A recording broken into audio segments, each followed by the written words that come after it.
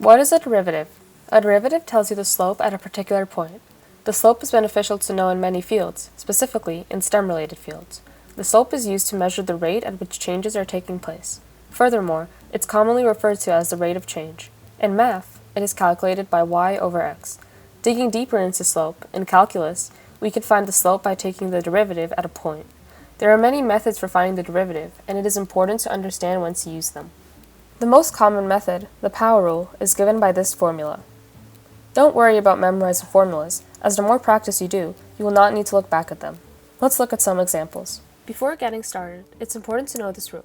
The derivative of a constant is 0. For instance, if this question asked what the derivative of 4x was instead of 4x squared, it would just be 4 since there's only one x. However, for this question, there are two x's since there's an exponent. So you would multiply 4 by 2, which would be 8x. Then you would keep an x since there were 2. For this question, it's just 5 times 4, which is 20. You'd keep that x, you'd subtract 1, which is 3, and then keep that. And then over here, it's the same exact thing as before. You would just add 3, since 3 is a constant. As these examples only cover polynomials, the power rule can be applied in more complex situations, but we will not be looking at that for this video. Additionally, two more methods that are commonly used are the product rule and the quotient rule. The difference between all three of these is knowing when they are applicable. The product rule is used when two functions are multiplied by each other. The quotient rule is used when a function is being divided by another function. And lastly, the power rule is used when there are just polynomials. Before looking at some examples, it's helpful to create training wheels. We're going to have u, u prime, v, and v prime. Let's first label the equation.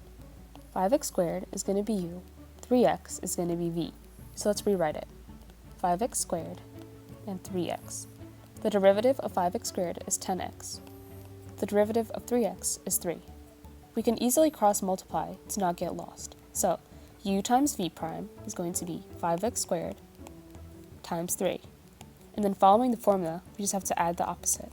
So u prime times v is going to be 10x times 3x. Doing the same for the next example, let's set up our u and v. Let's rewrite it. U is 9x to the fifth. V is x minus 3.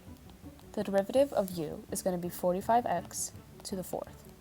The derivative of v is just going to be 1. So let's cross multiply and set it up.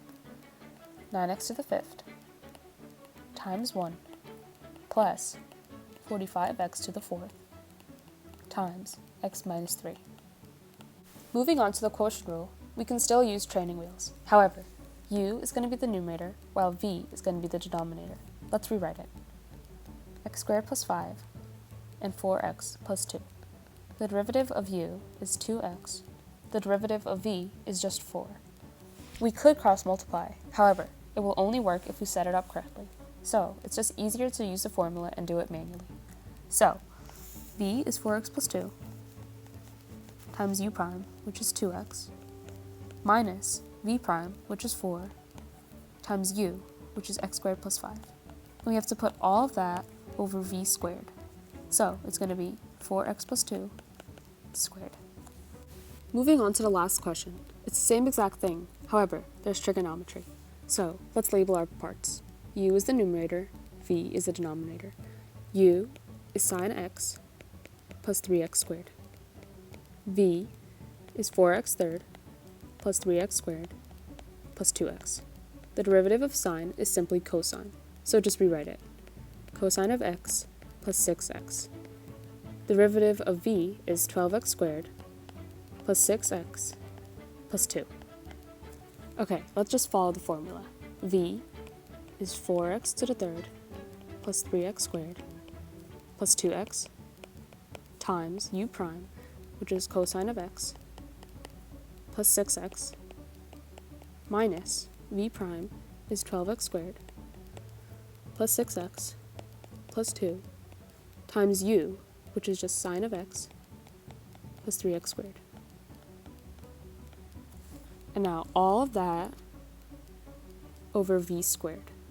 So 4x to the third, plus 3x squared, plus 2x squared. As there are still many more applications to derivatives, such as the chain rule and implicit differentiation, These three formulas are essential to understand before moving on to complex questions. Thank you for watching, and have a great day.